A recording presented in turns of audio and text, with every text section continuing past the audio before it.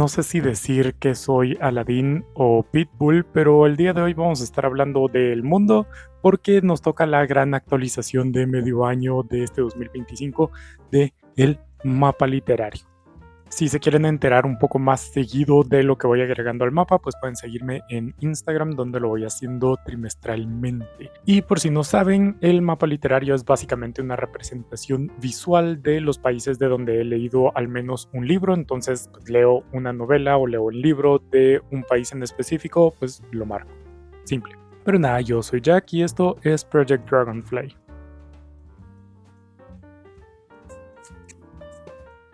Pero bueno, este semestre fue bastante bueno en cuanto a agregar cosas al mapita. Son un total de 12 países los que fuimos agregando en estos 6 meses. Entonces vamos a pasar un poquito por encima de cada uno de los libros, mis opiniones y todo eso. Y pues eso, ¿verdad? Irlos marcando conmemorativamente en la ceremonia de poner los cositos en el mapa. El primer libro fue Paraíso del escritor tanzano Abdul Razak Gurnah, Premio Nobel de Literatura, traducido al español por Sofía Noguera Mendia, que pues fue un poco una decepción. Comencé el año con este propósito de leer a los noveles más recientes, al menos tener leídos los noveles de esta década, y pues uno de ellos es Abdul Razak Gurnah, que no había leído nada suyo, y pues se agrega Tanzania en el mapa. Y honestamente fue un poco una decepción porque no me dio mucho de lo que me gusta encontrar cuando me acerco a la literatura africana. En Paraíso pues tenemos una historia de crecimiento bastante típica de un niño que crece en esta época colonial con un pie en lo tradicional y un pie en lo moderno, un pie en lo africano y un pie en lo europeo, etcétera, etcétera, etcétera, que es un tema bastante cliché que se ha escrito en absolutamente todos los países que han sido históricamente colonias. Y pues no me dijo nada especial Gurnah con un estilo único o con temáticas propias o con un enfoque distinto. No me dio honestamente nada, entonces fue un poquito una decepción, pero pues queda marcado Tanzania en el mapa. Continuamos todavía en África con Kintu de Jennifer Nansubuga Makumbi, que es una novela de Uganda. Esta me gustó un poco más porque tenemos una novela que va más o menos por generaciones, que nos cuenta al inicio cómo le cae una maldición al gran clan Kintu de la nación Luganda dentro de Uganda, o lo que actualmente es Uganda. Y después vemos en la modernidad cómo esa maldición sigue afectando a los miembros de dicho clan y pues cómo buscan como recuperar sus raíces y reivindicar su pasado para salir finalmente de esa maldición. Es una novela curiosa, o sea, lo explico y no suena tal vez tan interesante, pero pues no sé, me pareció muy curiosa como ver esa mezcla de la Uganda actual como en su división política, en como todas sus influencias postcoloniales, pero también con todo este influjo de la forma de ver el mundo de la nación Luganda y pues cómo se va mezclando otra vez, pues sí, la mezcla entre lo tradicional y lo moderno, pero hecho de una forma, pues eso, ¿verdad? Más propia de la autora. Entonces, pues ahí va otro para África con Kintu para Uganda. Seguimos y ahora sí nos salimos de África y nos vamos a Europa, de hecho. Europa que no había agregado ni un solo país a Europa desde que comencé el mapa. Sí es cierto que pues Europa era el continente más marcado, entonces pues tampoco, pero finalmente regresamos a Europa, esta vez con La muerte y el derviche, o yo lo leí en inglés, entonces Death and the Dervish, del escritor bosnio Mesa Selimovic, traducido al inglés al menos por Stephen M. Dickey. Y qué novelona, o sea, qué novela más genial. Es una novela histórica que se centra en el siglo XIX, si no estoy mal, en el Imperio Otomano, ¿verdad? El Imperio Otomano llegaba hasta esa parte de las Balcanes, y pues seguimos a este derviche en una historia muy, muy compleja que derrumba como sus principios morales, pero al mismo tiempo lo cuestiona de su existencia, y es una cosa gigantesca, muy platónica, muy freudiana, muy aristotélica, muy muchísimas cosas incluidas que poco a poco Mesa Selimovic lo va hilando todo en este ambiente tan distinto, tan tétrico, podemos decir también por partes, porque mucho ocurre por las noches ahí mostrando esa inseguridad del personaje. Es una novela realmente genial que les recomiendo mucho leer. Yo tengo pendiente una relectura porque el libro me gustó tantísimo y tiene tanta profundidad que definitivamente en una lectura no se logra leer todo. Pero pues sí, es genial y qué mejor forma de regresar a marcar Europa que con una novelona de este calibre. Y pasamos de Europa a otro continente bastante conocido que es el de las Américas, pero ahora yéndonos o quedándonos un poco en las Antillas, que es donde más he estado explorando últimamente, y agregamos Antigua leyendo Autobiografía de mi madre de Jamaica Kincaid, esta traducción al español por Inés Garland. Este libro es muy curioso, el título ya de por sí tiene muchísimo peso y llama bastante la atención, Autobiografía de mi madre, que nos cuenta la vida de esta niña que ha sufrido mucho por la ausencia materna y un montón de cosas que está interesante, está curioso, pero a mí personalmente el estilo de Jamaica Kincaid no me gustó. Entonces, pues sí, hay partes del libro que me parecen interesantes y es cierto que me parece que el enfoque no termina de ser el más apropiado o el más correcto o al menos el más acorde al título, pero lo que principalmente me echó para atrás con el libro es el estilo de Jamaica Kincaid, que no es muy lo mío, pero pues al final de cuentas eso es algo bastante subjetivo, entonces si a ti te llama la atención la premisa, pues acércate a leerlo, tal vez a ti sí te guste.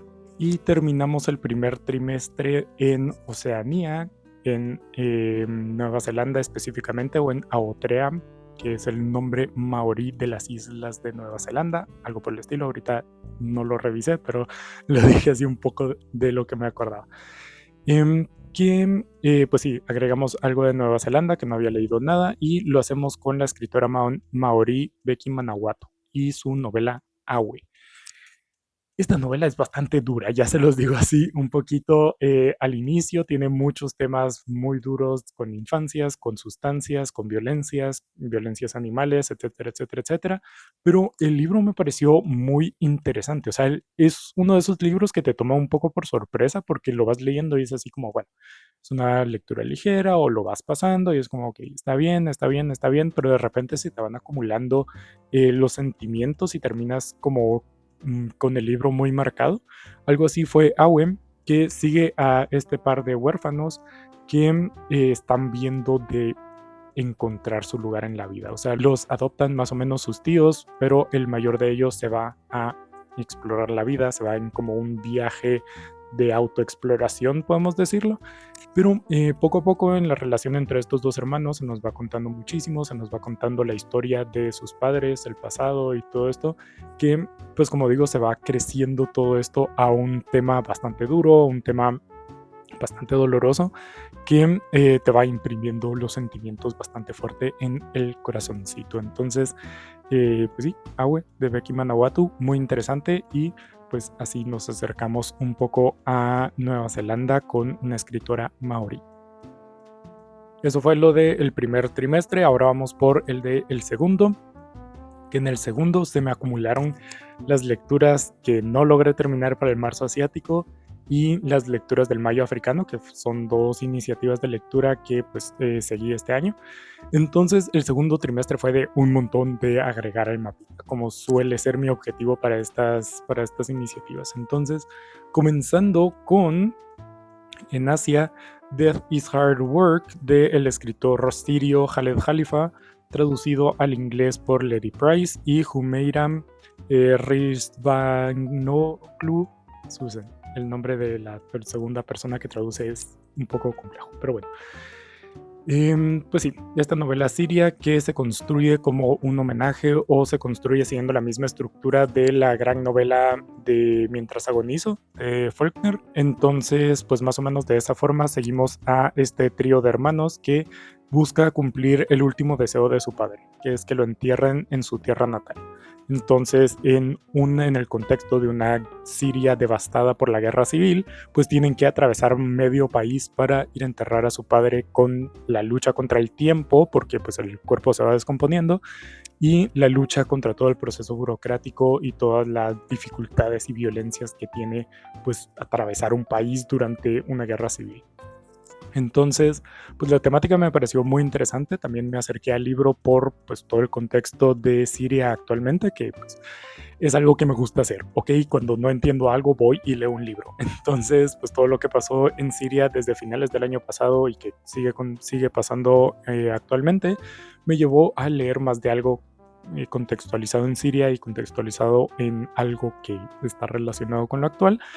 Y pues por eso me acerqué a esta novela, que está bien. Sí es cierto que a mí me pareció un poco tediosa, también es cierto que es un poco tediosa por diseño, porque pues como digo, es una novela tal vez muy kafkiana, muy de burocracia, porque pues eso, busca reflejar cómo fue eso, ¿verdad? Siria en una guerra civil, que pues tienes que pasar de este punto a este punto y pues tú tal vez no tienes alianzas políticas, no, o sea, eres neutral en el conflicto, pero tienes que pasar por diferentes gobernanzas o diferentes grupos que lideran o que tienen dominado cierta parte del territorio, entonces cada uno tiene su propio sistema y tienen la preocupación de traidores y de espías y de todo esto.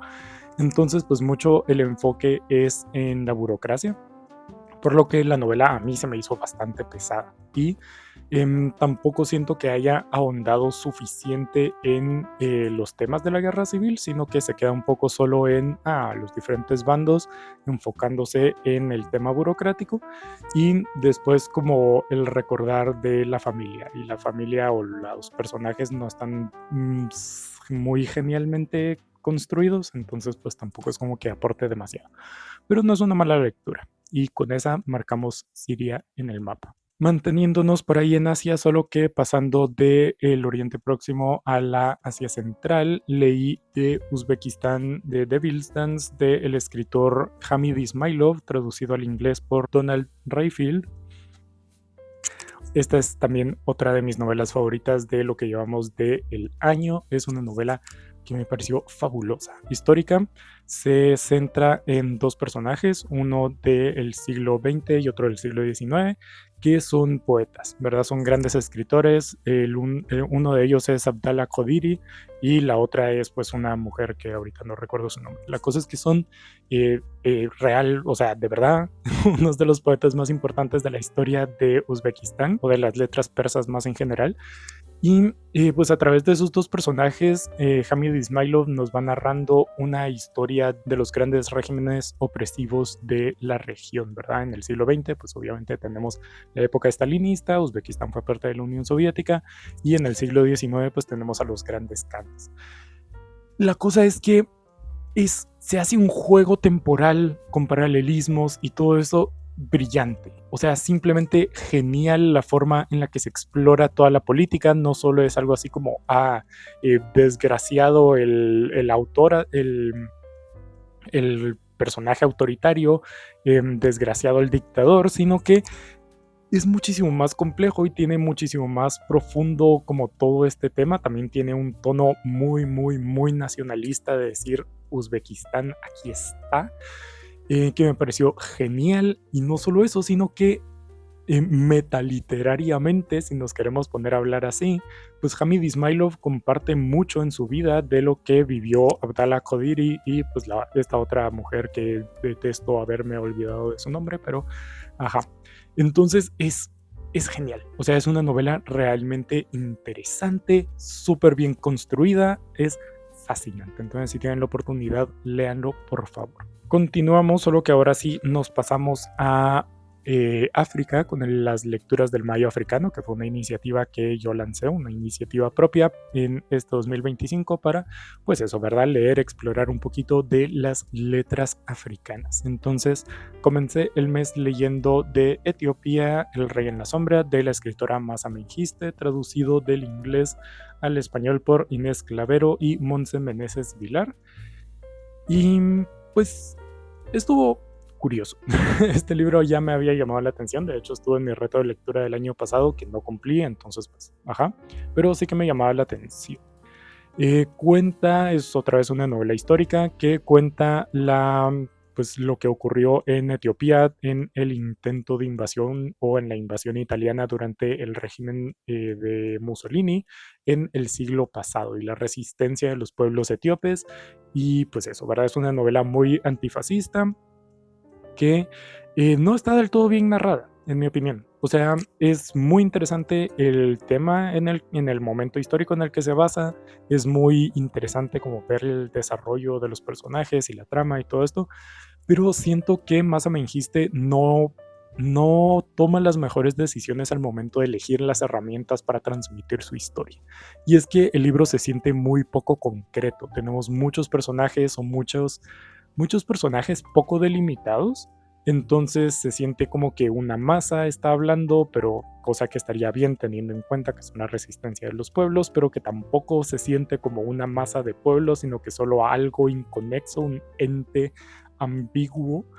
Y aparte de eso tiene varios como separaciones dentro de la estructura de la novela que parece tener ecos con diferentes o haciéndole guiños a diferentes personajes, así como unas descripciones que se titulan como fotografía. Y pues sí tiene sentido porque hay un personaje fotógrafo.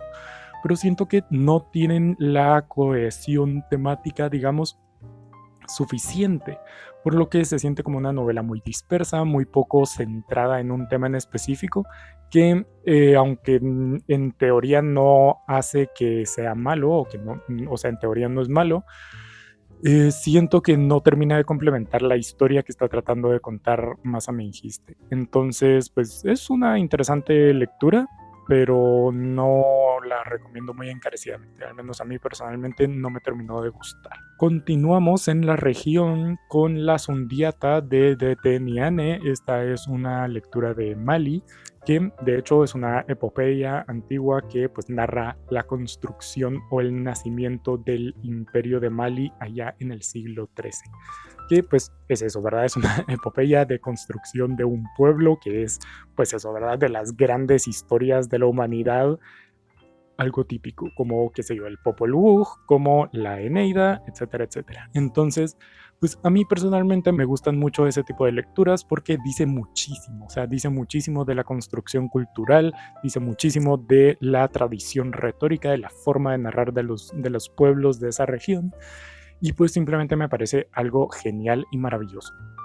Es un libro del siglo XIII, entonces a ti, o sea, tampoco esperes mayor cosa, y si no te gustan este tipo de historias, pues tal vez no tengas demasiadísimo, pero pues a mí sí me gustan, entonces acompañar a Sundiata en toda su peregrinación y en todo su muy camino del héroe para fundar el gran imperio de Mali, pues me gustó muchísimo, no sé qué decirte, entonces, pues sí, así marcamos Mali en el mapita, y quedé muy satisfecho también con la Sundiata. Para ir terminando, en África leí Sufrían por la luz del escritor marroquí Tahar Ben Jelloun, traducido al español por Manuel Serrat Crespo.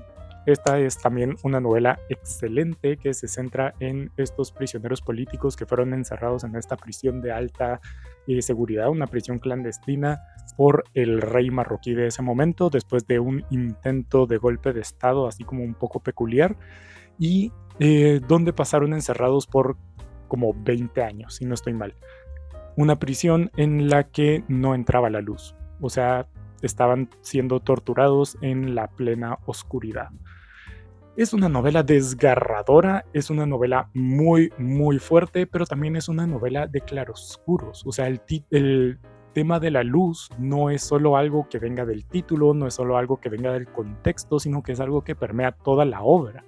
Porque todo está narrado con un gran claroscuro. Tenemos una prosa muy bella, muy poética, muy bonita, pero que nos está narrando cosas horribles, escenas y situaciones terribles. Tenemos personajes que llegan a encontrar esa esperanza, ¿verdad? Porque uno no puede estar derrotado por 18 años, tiene sus momentos de esperanza y sus momentos brillantes y todo eso, pero al día siguiente todo eso se derrumba y estamos otra vez en el pesimismo, en lo más hondo de lo más hondo. Es una novela honestamente brillante, me fascinó, es también muy cortita, entonces léanla, no tienen nada que perder. Y pues sí, no sé, me gustó muchísimo y ahí va otro para África. África sigue siendo el continente del que más agregamos porque pues, ni modo, ser el continente que menos había leído. Entonces seguimos agregando en África, en Marruecos, porque qué novela más fascinante. Y terminamos, no, todavía no terminamos. Casi terminamos con Bagdad Noir, antologada por Samuel Shimon. Esta es una antología de cuentos escrita por mayormente escritores iraquíes, que pues son cuentos policíacos. Entonces, ubicado en la urbe de Bagdad, ¿verdad? En la capital iraquí, pues tenemos esto, ¿verdad? Historias de crímenes, de todo este tipo de cosas, de misterio y todo. ¿Qué pasa? Pues a mí personalmente este libro no me encantó, principalmente por la selección. O sea, los cuentos, habían unos pues obviamente que estaban muy bien, otros que tal vez les faltó un poco de pulido o de algo como propio y original, pero lo que no me gustó fue la selección de cuentos, o sea, el trabajo de antologación, porque aunque los cuentos no estuvieran mal por separado, todos eran muy similares, porque pues todos ocurrían en la urbe de Bagdad. O sea, por la naturaleza de la antología siento yo que se pierde muchísimo y se termina como incluyendo demasiado de lo mismo. Entonces se vuelve repetitivo y un poco aburrido. Entonces, pues, jaja, no lo disfruté del todo. Entonces, pues hubieron unos cuantos que sí rescato y voy a buscar libros de esos autores para explorar un poco su obra individual, pero en general no me pareció que haya sido una muy buena antología, pero pues aún así es un libro curioso de haber leído. Y ahora sí, el último es Membranas del escritor taiwanés Chita Wei. Esta es una novela de ciencia ficción postapocalíptica muy curiosa, muy curiosa, muy curiosa. Tal vez literariamente no sea nada del otro mundo porque está narrado con un estilo súper simplón, muy repetitivo también, con una trama que en sí se construye de una forma rarísima y pues de hecho el adjetivo que mejor describe a la novela es rarísimo. Pero con eso nos vamos explorando en este mundo de tecnologías imposibles y no sé qué, el tema de los cuerpos y la existencia y todo lo que va relacionado con la corporalidad, como la sexualidad, la identidad de género, etcétera, etcétera, etcétera, que me pareció una exploración muy, muy interesante, muy curiosa, que tal vez no termina de explotar los temas más interesantes, pero que el hecho de que los toque y que genere esas preguntas en el lector ya me parece suficientemente genial e interesante, por lo que pues sí, es una novela muy de fondo sobre forma, pero no sé, a mí me pareció súper curioso, súper interesante, entonces pues se las recomiendo bastante. Y ya, esa fue la actualización de mediados de año de este 2025 del mapa. Y otra vez, si no quieren perderse cuando vaya agregando o incluso si quieren estar antes de las actualizaciones, pues pueden suscribirse al canal para estar pendientes de lo que voy leyendo y los países nuevos que voy explorando, etcétera, etcétera, etcétera. Si tienen alguna duda del mapa, de mi proceso de encontrar estos libros o todo eso, me lo pueden dejar abajo en los comentarios. Por lo que, pues sí, no sé, ahí está. Ajá. Pero pues nada, esto ha sido todo por hoy. Muchas gracias por ver, espero que les haya interesado el libro, el video. Suscríbanse al canal, dejen abajo en los comentarios sus opiniones, etcétera, etcétera, etcétera. Pueden seguirme en mis redes sociales, Instagram y Goodreads, para estar siempre pendientes de lo que leo. Pero nada, nos vemos en la siguiente.